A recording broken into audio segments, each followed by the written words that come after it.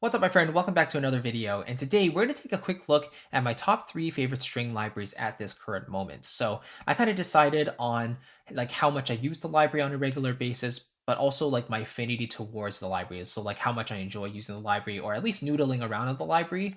I want to share that with you. And there was one library that came out recently that's going to be number 3. I want to share that with you, and I can highly recommend it for sure. So just before we get into those 3 separate libraries, if you are a composer, you want to figure out how to actually not just use your libraries, but put it into practice, go through the entire composing workflow quicker, and you want that step-by-step process for going from your initial idea to the polished final master, then I want to give you free access to my workshop called the Complete Composers Framework. This is something I put together recently that basically goes through my step-by-step process for thinking about music creation on a step-by-step specific process, right?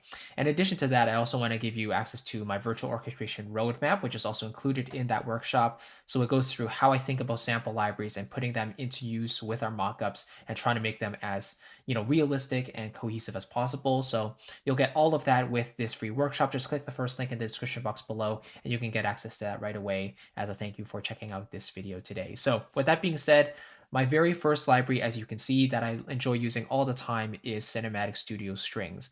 This should come as no surprise if you've watched my channel for any length of time, but this library is just it's a relatively old library now, I guess, but it still holds up really, really well, especially with a more recent update.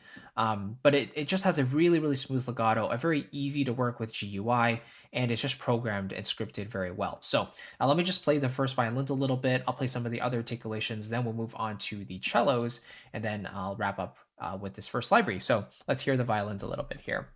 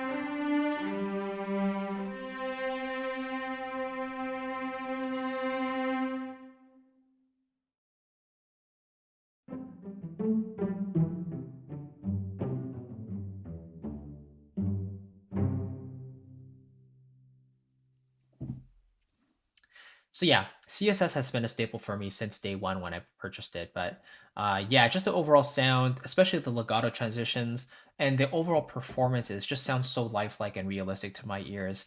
And not a lot of libraries can do that, Like the individual sampled sustains might sound really good, but maybe something about the legato trips it up, or the scripting just acts a bit weird sometimes. Maybe there's like overlapping notes or hanging notes. But this library is just so refined. It feels lively under the fingertips, even though there's a bit of a delay. That's the big thing about this library, is that there's a bit of extra delay that comes with the patches when you're playing legato, but I think it's worth it, right? You get the extra realism there, and you can always pull the MIDI notes earlier if you want to line them back up with your grid.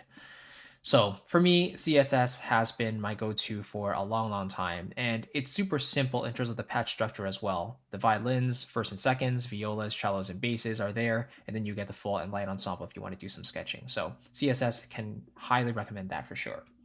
My second favorite library is Vista from Performance Samples, and this is an oldie but also a goodie. And Jasper is always working on new stuff, but it's so funny. Like Jasper actually doesn't really like Vista, I guess because he discovered new approaches to his sampling, and he prefers those now. But he looks back at this library and thinks maybe it's more of an experiment rather than anything. He didn't really like how it turned out. But this library is really popular for a reason, and I think it just has a very convincing legato. So do keep in mind Vista is a legato only library. And you can see here, it's also not for the Contact player. So you do need the full version of Contact to run this library. The violins and the cellos I pulled up here, but it also comes with the violas and the basses. There are no second violins. So let's hear the 5 violins here.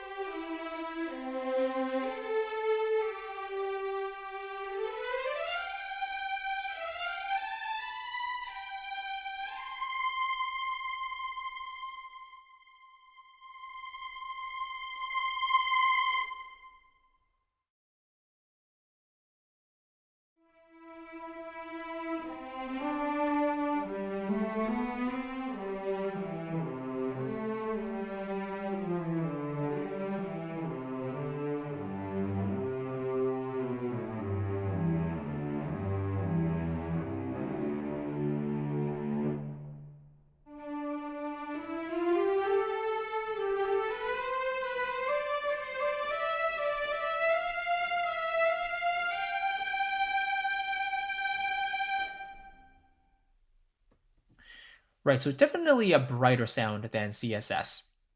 And I think it strikes a really good middle ground between being too bright, like overly bright, something like Sinistrings Core or Soaring Strings for musical sampling. They definitely veer into the more high end, very bright, very detailed sound, but also not going too dark like something like CSS. So I think this strikes a really good middle ground. But also it feels quite lively and responsive under the fingertips as well, even more so than CSS, which again has that bit of delay. I've gotten used to it at this point, but a lot of people feel it's a bit overkill, if you will. So I think Vista also has a good middle ground there too. But ultimately, of course, it all comes down to the sound, and I think it sounds really passionate, really lifelike and emotional, and I just really enjoy it. So even though it's legato only, the majority of my writing comes in the form of legato anyway, so I don't really mind that, you know. And if I do need to fill in with other articulations, I can go back to CSS or another library and fill in those articulations there. So that's my second favorite library. I definitely use this one pretty frequently, especially as a layering tool on top of CSS as well to brighten it up, but also make the sound a little thicker too. And the third and final library I really enjoy is Spitfire Chamber Strings Essentials. And again, this is a Contact library, so really, really cool. It's also available for Contact Player. I think it surprised a lot of people because they didn't release it for their own player, the Spitfire player. But it kind of makes sense, right? They took the large Spitfire chamber strings, stripped it down, removed a bunch of stuff, and then sold it as an essentials library, which for me is really useful because I always wanted to get Spitfire chamber strings, but due to the size of the library and the cost, it was prohibitive for me. So having this available was really, really cool. And I love that they have legato, even though it's only one style of legato, but they also have the other core articulations here as well. So let's go through the violins first, have a listen, and then we'll hear the cellos as well.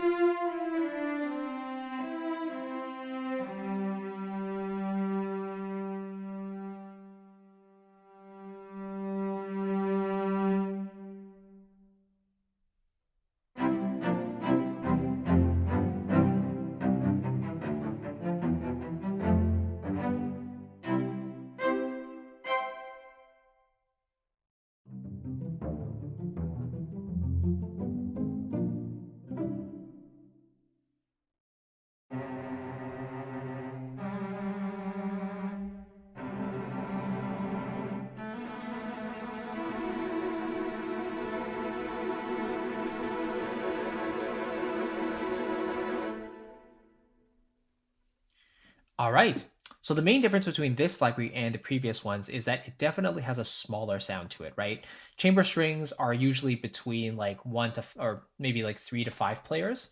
And I think the maximum amount of players they had per section was like 5 players for the violins. But I think it was even smaller than that, if I'm not mistaken. I have to double check. But the most important thing is that the sound is smaller, right?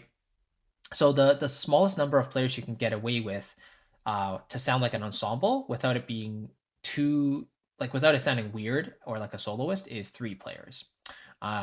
So yeah, they kind of have a really great balance here between too much detail and a lot of room sound. This was actually recorded in the Air Studios, I believe, in London.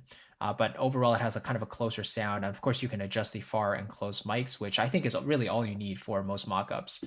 And then they have the core articulations like we mentioned, but really good for layering if you want more detail in an overall line. I think with something more symphonic in nature, maybe like Berlin strings or Spitfire symphonic, if you layer those two together, it might give you a more detailed sound instead of a more creamy, like full sound. If you want more of that detail, then you can get that here with this library. So yeah, this library actually sounds like chamber strings, whereas these other two sound more like symphonic strings, even though the section sizes actually aren't that big. I know that Jasper and Alex both use relatively smaller sections, larger than Spitfire's chamber strings, but still large enough. But it definitely sounds like a larger section overall. So having Spitfire here with the chamber strings adds a bit of detail really nicely. So yeah, those are kind of my favorite libraries. Hope that kind of gave you an idea of what I'm enjoying at the moment. I always want to share what I'm doing with you and give you some encouragement if you're curious. Like I usually hesitate to do do videos that are like my 20 favorite libraries or my 50 piano libraries that I've purchased, because in all seriousness, you're not going to be using all 50 libraries that you do have in the most variety of cases, right?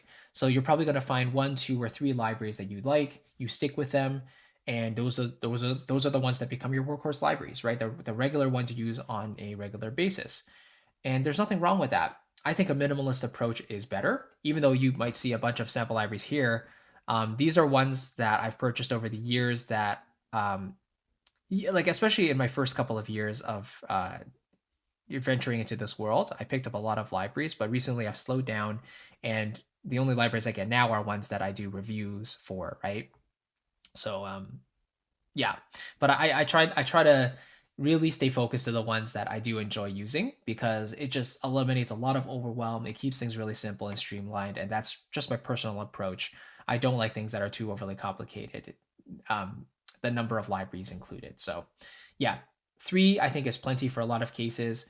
3 different flavors, 3 different libraries for different applications. Usually that's a lot of choice already. So definitely appreciate what you already have. Learn those libraries inside and out, and just appreciate them, get to know them really well, and you'll make a lot of use out of them. So if you enjoyed this video and you want that full start to finish framework for going from your initial idea to the polished final master, and you want those in-between steps filled out for you, then I would love to give you access to my free workshop called the Complete Composer's Framework. You can get access to that right now by clicking the link below, and I'll take you straight there. It's jam-packed full of value, stuff that's really, really practical, and I'll also give you my virtual orchestration roadmap as well as a little extra gift, and hopefully that kind of helps you along your orchestration journey.